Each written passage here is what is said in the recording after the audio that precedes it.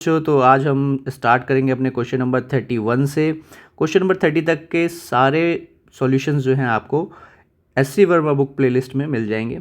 और अगर आपने चैनल को सब्सक्राइब नहीं किया है तो उसको पहले सब्सक्राइब कर लीजिए, क्योंकि आपको इस पर यूज़फुल कंटेंट मिलता ही रहता है और पूरी एससी वर्मा बुक मैं सॉल्व करवा के आपको दूंगा, तो आपको आगे भी हेल्प मिलेगी। ठीक है, तो आप चैनल को सब्सक्राइब कर लीजिए, बेल आइकन भी दबा लीजिए और वीडियो को देखिए। जितने भी सॉल्यूशंस हैं आपको वीडियो सॉल्यूशन में मिलेंगे। और इस वीडियो सॉल्यूशन का पर्पस आपको सॉल्यूशन बताना नहीं है, मैं आपको वो भी बताता हूँ वीडियो के अंदर कि क्या पॉसिबल नहीं हो सकता और क्यों नहीं हो सकता। ठीक है, क्वेश्चन में क्या है कि क्वेश्चन में आंसर ढूंढना बहुत आसान काम होता है, उसके पीछे के और सिनेरियो को समझना कि ऐसा क्यों नहीं हो रहा है। जो मन की क्यूरियोसिटी जगती है ना कि भाई ये चीज़ ली हमने, ये भी तो ले सकते थे, तो वो जो क्यूरियोसिटी है उसको एलिमिनेट करने का काम जो है मेरे ये वीडियो लेक्चर करते हैं। तो इसलिए आपको बहुत मदद मिलती है कॉन्सेप्ट को समझने की। तो स्टार्ट करते हैं क्वेश्चन नंबर 31 से। क्वेश्चन नंबर 31 में क्या कह रहा है उस चीज़ को समझिए। चलिए, क्वेश्चन नंबर 31, क्वेश्चन नंबर 31 में कह रहा है कि दो पार्टिकल हैं ए और बी। ठीक है, थोड़ा सा नीचे बना लेते हैं। ए और बी दो पार्टिकल हैं, इसको मैं बढ़िया शेप से बनाते हैं ऐसे।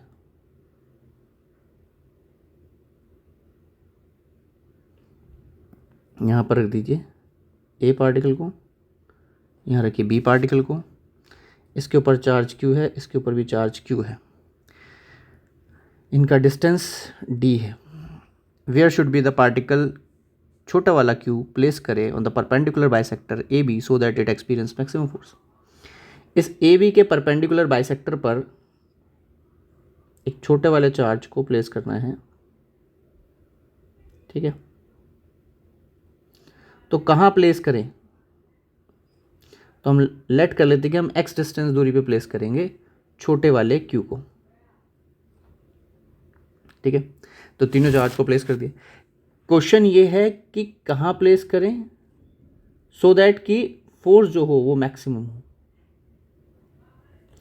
और उस मैक्सिमम फोर्स का वैल्यू क्या हो ये दिया हुआ है। What will be the magnitude of the maximum force. तो हमें करना क्या है, हमें सबसे पहले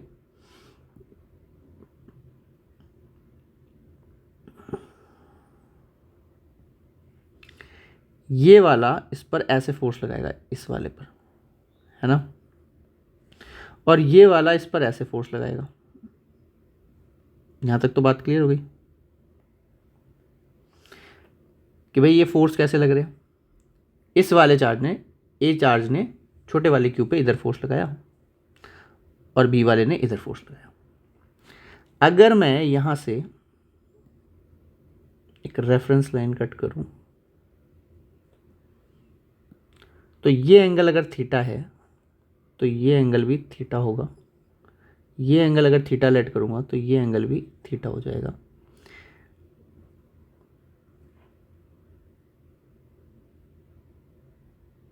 एक लाइन और ले लेते हैं।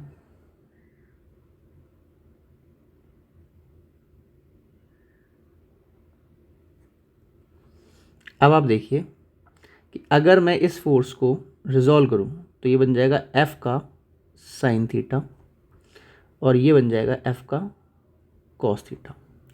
ऐसे ही अगर मैं इस वाले फोर्स को रिजॉल्व करूं तो ये बन जाएगा एफ का कॉस थीटा और ये बन जाएगा एफ का साइन थीटा।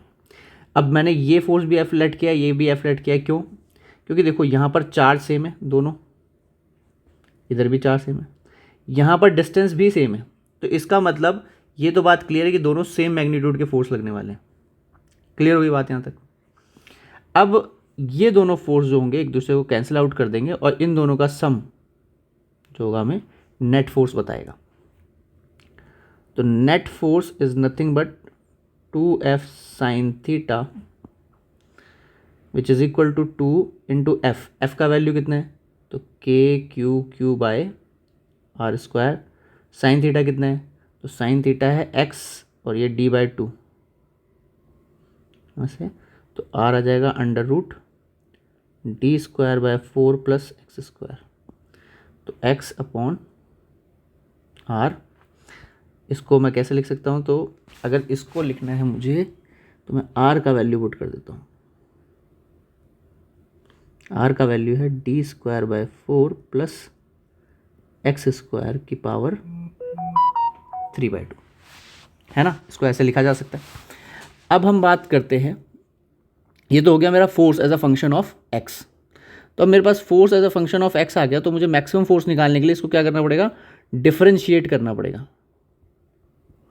मतलब मुझे dF/dx करना पड़ेगा, और जब मैं उसको x dF/dx को 0 के बराबर रखूँगा तो मुझे यहाँ से x का वैल्यू मिल जाएगा कि x कितना है, और वो मैक्सिमम ही होगा। क्यों? क्योंकि क्वेश्चन में पहले से बोला हुआ है कि मैक्सिमम होगा, तो इसलिए दोबारा डिफरेंशिएट करके चेक करने की जरूरत नहीं है। ठीक है ना। तो स्टार्ट करते हैं। तो dF/dx इज इक्वल्स टू, देखो 2k/q, ये तो कांस्टेंट ही है तो बाहर ही रख लो। फिर ये जो x है, x पहला फंक्शन है तो x का डिफरेंशिएशन होगा 1, और दूसरे फंक्शन को एज इट इज़ लिखा जाता है जो नीचे लिखा हुआ है, माइनस साइन। माइनस के बाद क्या करना है भाई? अब दूसरा वाला देखो, दूसरे वाले को डिफरेंशिएट करते हैं। x को एज इट इज़ रख लेते हैं, x इंटू में as it is 3/2 d²/4 + x², और इसमें एक पावर कम हो जाएगी तो ये बच जाएगा 1/2 इंटू चेन रूल लगेगा। क्यों? क्योंकि अंदर भी अभी फंक्शन बचा हुआ है तो वो 2x। क्लियर? और डिवाइड बाय, इस पूरे को डिवाइड कर देंगे। तो पहले मैं इसको छोटा कर लेता हूँ।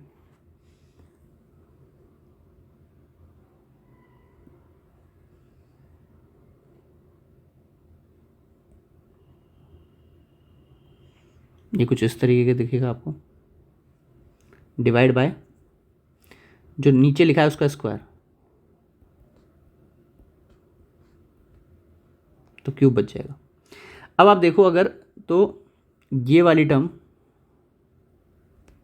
और ये वाली टर्म अगर मैं 0 के इक्वल रख दूं dF/dx को, तो ये ऑटोमेटिकली मल्टीप्लाई होकर के 0 हो जाएगी। तो मतलब बचा क्या? बचा केवल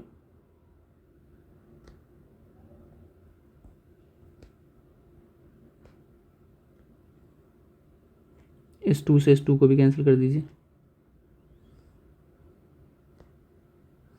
3x²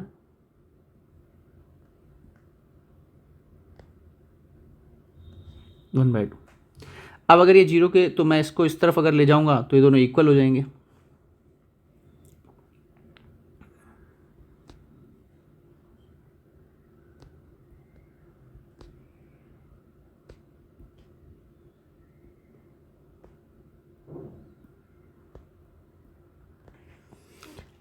अब आप इस वाले को, पूरे टर्म को इधर डिवाइड में भेजिए।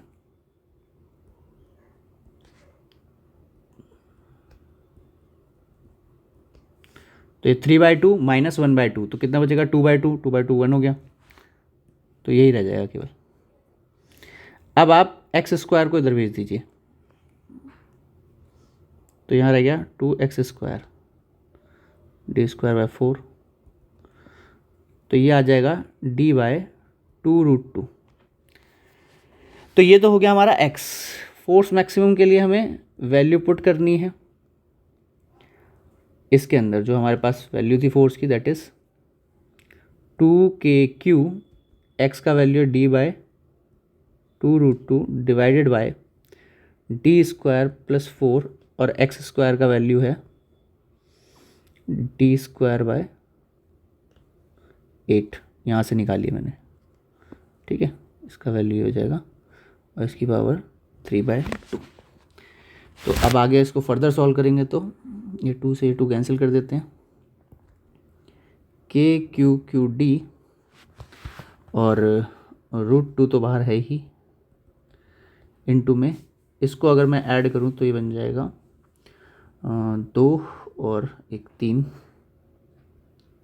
3/8 d² की पावर, तो ये हो जाएगा k/q/d √2 इंटू, ये हो जाएगा 3/8 तो ये जगह 3√3 और ये जगह 8√8, ऐसे लिख सकते हैं ना इसको। √8 जो है 3 बार लिखेंगे तो ये बन जाएगा, और इसका क्यूब।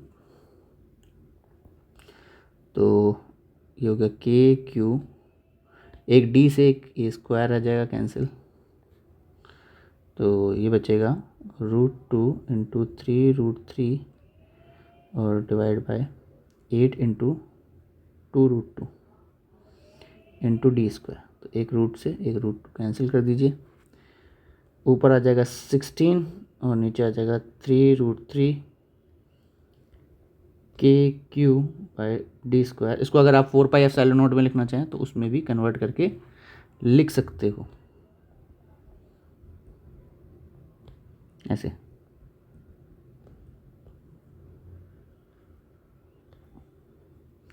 तो ये 4 रह जाएगा, तो 4Q/3√3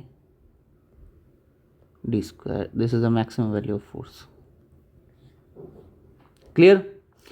तो इस तरीके से हम इसको कैलकुलेट कर सकते हैं। तो आपने देखा क्वेश्चन नंबर 31 को कैसे सॉल्व करना था। चलिए अब हम चलते हैं अपने नेक्स्ट क्वेश्चन पे। आपके लिए मैं क्वेश्चनों को बहुत आसान बना देता हूँ, मुझे ऐसा लगता है, बच्चों को भी फील होता है, ऐसा नहीं है, जहाँ मैं ऑफलाइन पढ़ाता हूँ उन बच्चों को भी ये फील होता है कि हाँ क्वेश्चंस काफ़ी ईजी हो जाते हैं अगर हमें पैटर्न समझ में आ जाए एक बार। क्वेश्चन नंबर 32 देखते हैं। 32 में है कि 2 पार्टिकल हैं। तो क्वेश्चन में कह रहा है कि भाई 2 पार्टिकल हैं, वापस से हम वो ले लेते हैं एक लाइन,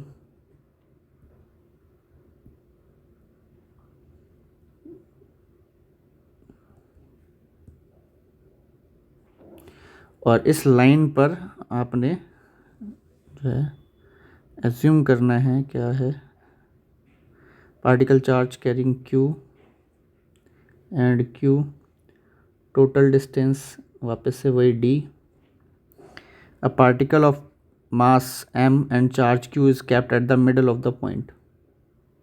तो मिडल पॉइंट पे यहाँ पर M मास और Q चार्ज का एक पार्टिकल रख दिया आपने। If it is displace distance x perpendicular to AB, AB के परपेंडिकुलर ऊपर या नीचे की तरफ कहीं पर भी आपने x डिस्प्लेसमेंट करी है, ठीक है। एक सेकंड दीजिए मेरे को, मैं इसको थोड़ा सा नीचे शिफ्ट करता हूँ और ये जो है इसको यहाँ कर देता हूँ और ऊपर एक डिस्प्लेसमेंट दिखा देता हूँ कि मैंने x डिस्प्लेसमेंट करी, पार्टिकल अब यहाँ पर है, ठीक है। तो क्या कह रहा है उसके बाद, if it is displace through the distance x perpendicular to AB, what would be the electric force experience by it. तो कितना इलेक्ट्रिक फोर्स लगेगा, ये तो क्वेश्चन अभी हमने किया है ना, इसको तो अभी सॉल्व किया है बिल्कुल। तो इसका आंसर क्या होगा, तो इलेक्ट्रिक फोर्स होगा 2KQ x/d square 4 + x square power 3/2, ये इसका आंसर होगा। ये तो फोर्स हो गया, ए पार्ट तो सॉल्व हो गया यहीं पर ही, सेम है भाई, ए पार्ट आप दोबारा से मत करिएगा। Assuming that x is very very less than d, ये जो x है वो छोटा है d से, ठीक है। This show that this force is proportional to x, बिल्कुल भाई ये दिख रहा है ना हमें कि ये x के प्रोपोर्शनल है, force is directly proportional to x, है कि नहीं। तो अगर बहुत छोटा होगा तो ये होगी condition. Under what condition will the particle see execute simple harmonic motion if it release after such small displacement.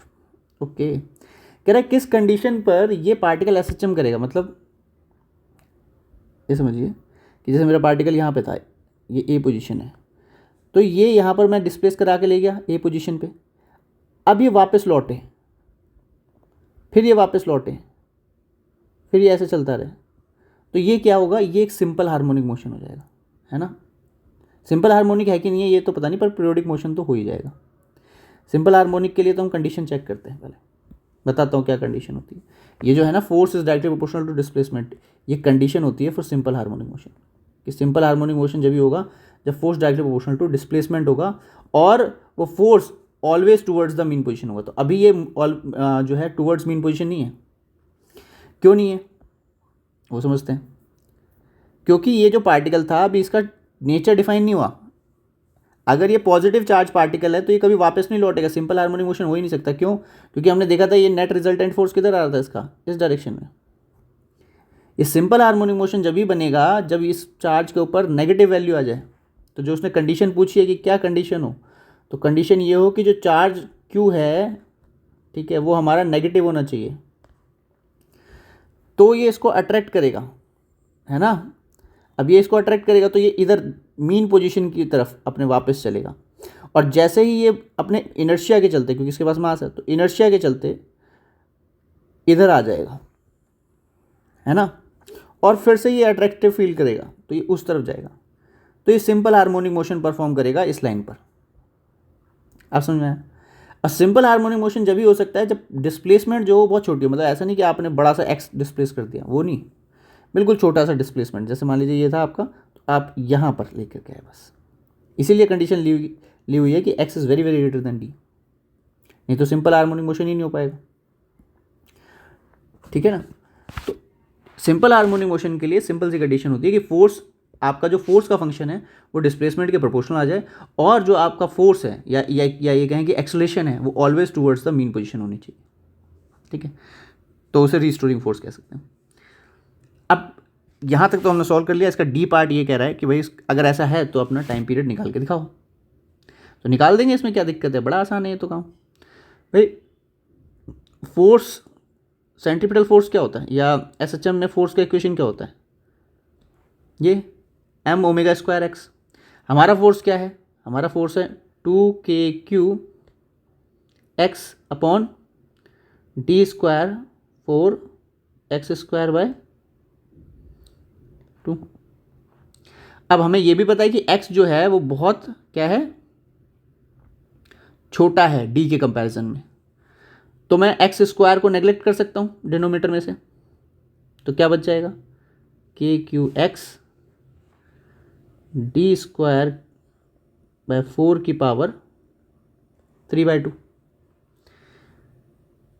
इसको हम लिख सकते हैं 2 इंटू में 4/3/2 kqx, और नीचे बच जाएगा आपका d का क्यूब।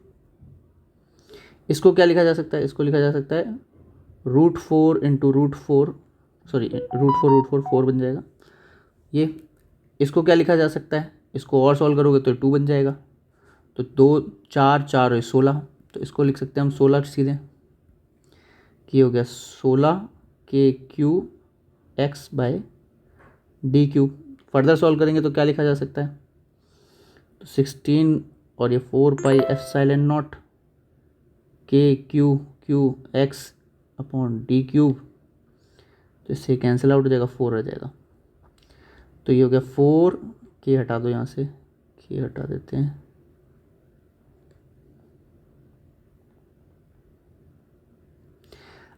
इसको कंपेयर कर लो उस फोर्स से, x से x कैंसिल, ओमेगा का स्क्वायर क्या आ जाएगा,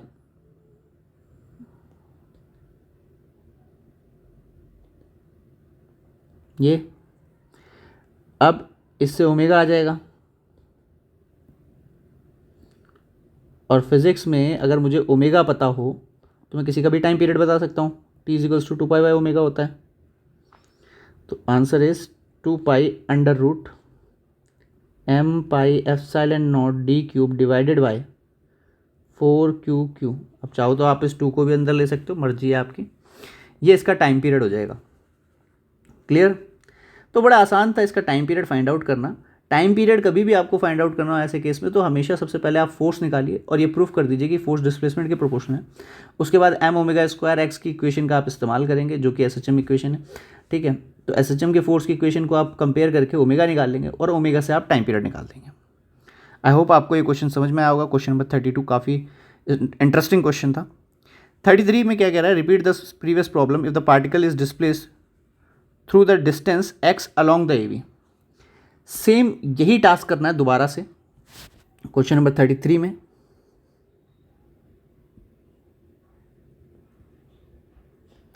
बट इस बार क्या कह रहा है, इस बार कह रहा है कि परपेंडिकुलर नहीं, इधर डिस्प्लेस किया गया, एक्स एक्सिस पे डिस्प्लेस किया गया। तो मान लेते हैं कि यहाँ पर एक पोजीशन ले लेते हैं इस छोटे वाले क्यू की, और ये कैपिटल क्यू, ये डिस्टेंस कितना था d/2, और ये डिस्टेंस भी d/2। अब हमें यहाँ खड़े होकर के नेट फोर्स निकालना है। तो अगर मैं नेट फोर्स देखूँ तो नेट फोर्स कितना होगा, ये इसको इधर रिपेल करेगा और ये वाला इसको इधर रिपेल करेगा, है ना। तो F1 का वैल्यू कितना होगा, मान लो इसको 1 मान लेते हैं, इसको 2 मान लेते हैं।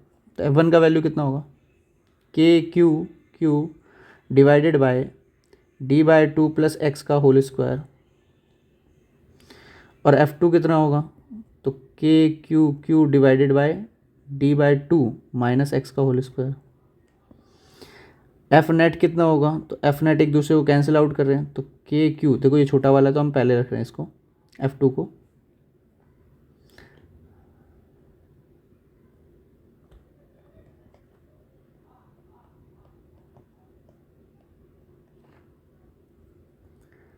तो ये कितना आ गया, d/2 प्लस एक्स का whole square minus d/2 minus x का whole square divided by d² 4 minus x square, a square minus b square की आइडेंटिटी यूज़ करी है मैंने यहाँ पे। उसके बाद इसको फर्दर सॉल्व करेंगे तो d² 4 plus x square plus 2d/2 x, तो dx बच जाएगा केवल, minus d² 4 minus x square minus minus plus हो जाएगा और ये dx रह जाएगा, divided by d² 4 minus x square की पावर 2। अब आप देखें तो ये पूरा फैक्टर कैंसिल आउट हो जाएगा, आंसर इज 2KQ dx। और क्योंकि मैंने आपको पहले बताया था कि x बहुत बड़ा है एज़ कम्पेयर टू d, तो आप नेगलेक्ट कर सकते हैं उसे, तो d का स्क्वायर हो जाएगा और 4 का स्क्वायर ऊपर आ जाएगा। तो 2 इंटू में 4 का स्क्वायर 16 इंटू KQQ और dx, ये dx डिफ्रेंशिएशन करनी है कि ये d हमारा वही था पहले वाला, तो यहाँ से कैंसिल आउट हो जाएगा, dq रह जाएगा। तो 32/4 pi epsilon not into KQX upon d का क्यूब। तो यहाँ से आप इसको कट कर देंगे तो ये बच जाएगा 8, तो 8 के तो है ही नहीं हमारा, QQ/एप्सिलॉन नॉट d क्यूब, तो x। अब इसको कंपेयर कर लीजिए, कैंसिल आउट कर दीजिए, ओमेगा आ जाएगा 8QQ/m pi epsilon not q। तो यहाँ से टाइम पीरियड आ जाएगा t=2 pi epsilon not mq upon 8QQ। That's it. तो देखा आपने कितना आसान था ये क्वेश्चन सॉल्व करना, ठीक है। सेम क्वेश्चन हमने रिपीट किया एक्स एक्सिस पे भी और टाइम पीरियड बता दिया। देखो जाहिर सी बात है ये पार्टिकल जो है SHM जब ही करेगा जब ये इधर, देखो जैसे हम इस तरफ डिस्प्लेस करेंगे तो इस तरफ ज़्यादा फोर्स लगेगा और इस तरफ कम लगेगा, तो ये इस तरफ भागने की कोशिश करेगा। जैसे ये इधर आएगा तो इस तरफ अब ज़्यादा फोर्स लगेगा और इस तरफ कम फोर्स लगेगा, तो ये इधर भागने की कोशिश, तो ये हमेशा मीन पोजीशन की तरफ आने की कोशिश करेगा, इसलिए यहाँ सिंपल हार्मोनिक मोशन हो। क्लियर। तो इस तरीके से आप इसे सॉल्व कर सकते थे। नेक्स्ट क्वेश्चन जो है हम देखते हैं, क्वेश्चन नंबर 34। क्वेश्चन नंबर 34 में क्या कह रहा है, find the magnitude of electric field at the position of the charge, electric force experience by the charge is. देखो भाई ये तो सिंपल सा क्वेश्चन है, ये तो बहुत हलवा क्वेश्चन है एकदम। क्वेश्चन कह रहा है कि इलेक्ट्रिक फोर्स आपको पता है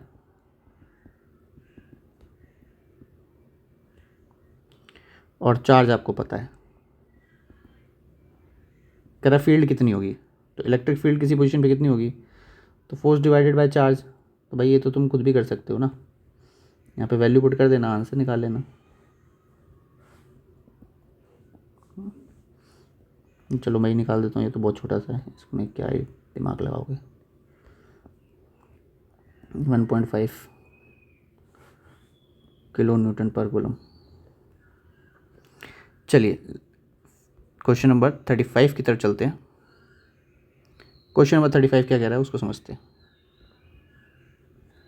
क्वेश्चन नंबर 35 कह रहा है दो पार्टिकल हैं A B having the charge given है हमें, ठीक है, are fix at the separation 20 centimetre located at the point on the line joining the A B, ठीक है। तो locate the point on the line A B where electric field is zero. Electric field कहाँ zero होगी ये बताना है एक तो मैं इसको ऐसे लिख लेता हूँ, ये 2 × 10⁻⁻6 है, ये 4 × 10⁻⁻6 है, तो मैं इसको लिख लेता हूँ Q और इसको लिख लेता हूँ -2Q, ठीक है। और ये डिस्टेंस जो है एक जनरल क्वेश्चन बना देता हूँ, उसके बाद आप न्यूमेरिक में तो वैल्यू पुट करके निकाल ही लोगे, ठीक है। फिर कैसा भी क्वेश्चन आएगा आप हमेशा ध्यान रखोगे पॉइंट को। तो अगर मैं बात करूँ यहाँ पर कि किस तरफ चार्ज जीरो होगा, इलेक्ट्रिक फील्ड जीरो होगी, तो इस तरफ इलेक्ट्रिक फील्ड के जीरो होने के चांसेस सबसे ज़्यादा हैं, ठीक है। क्यों? क्योंकि देखो इस चार्ज का मैग्नीट्यूड छोटा है और डिस्टेंस कम है। अगर मैं इस तरफ ढूंढूंगा, ठीक है, तो इस तरफ अगर मैं ढूंढता हूँ तो देखो ये इसको अट्रैक्ट करेगा और ये वाला 2 वाला जो है, ये वाला जो है ये इसको रिपेल करेगा और जो नेगेटिव वाला है वो उसको अट्रैक्ट करेगा। पर यहाँ पर चार्ज भी बड़ा है और डिस्टेंस भी छोटा है, मतलब इलेक्ट्रिक फील्ड बहुत ज़्यादा बड़ी हो जाएगी इधर वाले की कंपेरिजन, इधर ज़्यादा हो जाएगी इधर वाले कंपेरिजन। तो इधर जीरो नहीं हो सकता, पर इधर जीरो होने के चांसेस क्यों हैं? क्योंकि इधर छोटा चार्ज है और डिस्टेंस कम है। तो इलेक्ट्रिक फील्ड अगर इधर बनेगी कुछ, तो इस वाले के चलते जो बड़ा चार्ज है और बड़ा डिस्टेंस है उसके चलते अट्रैक्टिव इलेक्ट्रिक फील्ड इधर बनेगी और इसके चलते रिपल्सिव इधर बनेगी। तो इधर चांसेस होंगे। तो आपको क्या याद रखना है? आपको ये सारी कहानी नहीं याद रखनी है, आपको ये याद रखना है कि जिस तरफ चार्ज छोटा होता है उसके साइड में हमेशा नल पॉइंट मिलने के चांसेस होते हैं। जहाँ इलेक्ट्रिक फील्ड जीरो होती है उसे नल पॉइंट बोलते हैं, ठीक है ना। तो हम यहाँ से लेट कर लेते हैं कि x डिस्टेंस की दूरी पे हमें इलेक्ट्रिक फील्ड जीरो मिली है। तो इस पॉइंट पे इलेक्ट्रिक फील्ड कितनी होगी? जीरो है, तो इसका मतलब जो इसके चलते बन रही है that is KQ/x² that is must be equal to जो इसके चलते बन रही है, तो K2Q/x + t का होल स्क्वायर। अब आप में से कई सोच रहे होंगे कि माइनस साइन का क्यों नहीं यूज़ किया? तो माइनस साइन का भाई मैंने इसलिए यूज़ नहीं किया क्योंकि मैं यहाँ पे सीधा मैग्नीट्यूड में ही वैल्यू पुट कर रहा हूँ। जब मुझे पहले से पता है कि इधर जो इलेक्ट्रिक फील्ड है वो जीरो है, इसका मतलब जितनी इधर इसके चलते बनी होगी उतनी ही पॉजिटिव इसके चलते भी बनी होगी, है ना। तो आप वैसे कर सकते हो। अगर आप वेक्टोरियली करोगे तो फिर आपको प्लस करके लिखना होगा, उधर माइनस साइन डालोगे, फिर वो उधर जाएगा, वो ऑटोमेटिक प्लस हो जाएगा। तो ये सारी कहानी से अच्छा है बेटर कि दिमाग का इस्तेमाल करें। हाँ ठीक है कि बराबर है तो बराबर रख दिया, ये कैंसिल आउट हो गया, यहाँ 2 बच जाएगा। तो x + d और ये वाला 2 जो है ये 2 हम यहाँ लिख देते हैं,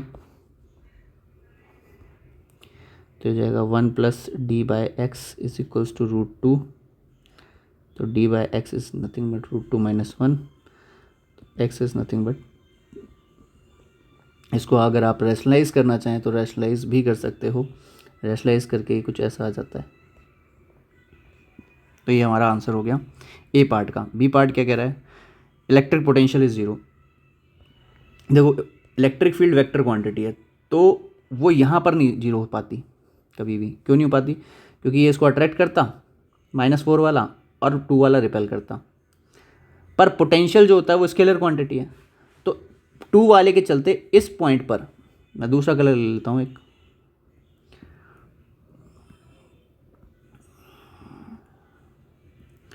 टू वाले के चलते इस पॉइंट पर अगर मैं पोटेंशियल देखूंगा तो कुछ पॉजिटिव पोटेंशियल बनेगा और 4 वाले के चलते कुछ नेगेटिव पोटेंशियल बनेगा।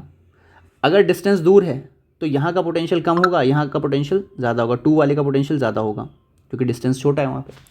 तो इसलिए चांसेस हैं कि मैं यहाँ से अगर x डिस्टेंस की दूरी पे रख दूँ तो इस पॉइंट पर मुझे पोटेंशियल ज़ीरो मिल जाएगा। क्लियर? तो अब हम ऐसे ट्रीट करेंगे इसको कि दो चार्ज हैं Q - 2Q, d डिस्टेंस है यहाँ से x दूरी पे, पोटेंशियल निकाल लें। नेट पोटेंशियल क्या होना चाहिए? जीरो। तो इसके चलते पोटेंशियल देखो, इसके पोटेंशियल देखो, तो इसका पोटेंशियल होगा KQ/x और इसका पोटेंशियल होगा K2Q/d-x। अब कईयों को लगेगा कि यहाँ पे भी आपने माइनस साइन का इस्तेमाल किया। अरे भाई बताया तो था कि पोटेंशियल जब मैंने पहले ही बोल दिया कि यहाँ जीरो है, इसका मतलब इधर से बनने वाली वैल्यू इधर से बनने वाली वैल्यू बराबर होगी। उसमें साइन डाल के क्या करोगे? थोड़ा मैथमेटिकल कंसेप्ट भी इस्तेमाल किया करो भाई। हर चीज़ बच्चों की तरह सॉल्व करोगे तो टाइम ही ख़राब होगा। तो d माइनस, तो ये हो जाएगा d/3, तो x is nothing but d/3। I hope आपको ये लॉजिक बहुत अच्छे से समझ में आया होगा और बड़े आसानी से आप जल्दी जल्दी कैलकुलेट कर लेंगे ऐसे पॉइंट्स को जहाँ पे आपको नल पॉइंट फाइंड आउट करने होते हैं, इलेक्ट्रिक फील्ड जीरो या पोटेंशियल जीरो। तो जब भी आपके दो पॉजिटिव नेगेटिव चार्ज होंगे तो पोटेंशियल हमेशा मिड में जीरो आएगा कहीं पर, ठीक है, मतलब इन बिटवीन द 2 पॉइंट्स आएगा, और इलेक्ट्रिक फील्ड हमेशा छोटे वाले चार्ज के बगल में आएगी, ठीक है, जीरो। चलिए आज के लिए इतना बहुत है। नेक्स्ट में हम जो है 36 नंबर क्वेश्चन से स्टार्ट करेंगे। तब तक के लिए अगर आपको वीडियो अच्छा लगा हो तो प्लीज़ वीडियो को अपने दोस्तों के साथ शेयर जरूर करो, ठीक है भाई। तुम लोग बहुत ज़्यादा जो है मतलब इतने, मैं कुछ कहना नहीं चाहता, ठीक है। अगर आप वीडियो देखते हो पूरा और समझते हो पूरा इस चीज़ को, तो यार तुम लोग को ये रिस्पॉन्सिबिलिटी है, तुम्हारी मॉरल रिस्पॉन्सिबिलिटी है कि उस बंदे को सपोर्ट करना जो तुम्हारे लिए काम कर रहा है। वीडियो को शेयर ही नहीं करते हो तुम लोग अपने दोस्तों के साथ, पता नहीं इस ज्ञान को स्टोर करके कहाँ डब्बे में रख लोगे, है भाई। जो भी बच्चा यहाँ तक वीडियो देख करके आ रहा है इसका मतलब उसने जो नॉलेज गेन करी है उसके लिए यूज़फुल थी। अब उसे तुम अपने डब्बे में बंद करके रख लो और फिर उसके बाद जो है जैसे कर्ण ने सारा ज्ञान ले लिया, उसके बाद जब उसको उस ज्ञान की जब ज़रूरत पड़ी तभी उस समय उसका ज्ञान जो है उसके काम नहीं आया और वो उसका वध हो गया। तो ऐसे ही होगा तुम्हारे साथ, ठीक है, कि जिस समय तुम्हें इस नॉलेज की ज़रूरत होगी उस समय तुमने, क्योंकि तुमने अपने मन में एक कपट रखा कि भैया मैं ये शेयर नहीं करूँगा किसी के साथ, मैं शेयर कर दूँगा तो दूसरे का फ़ायदा हो जाएगा, मैं ये नहीं करूँगा।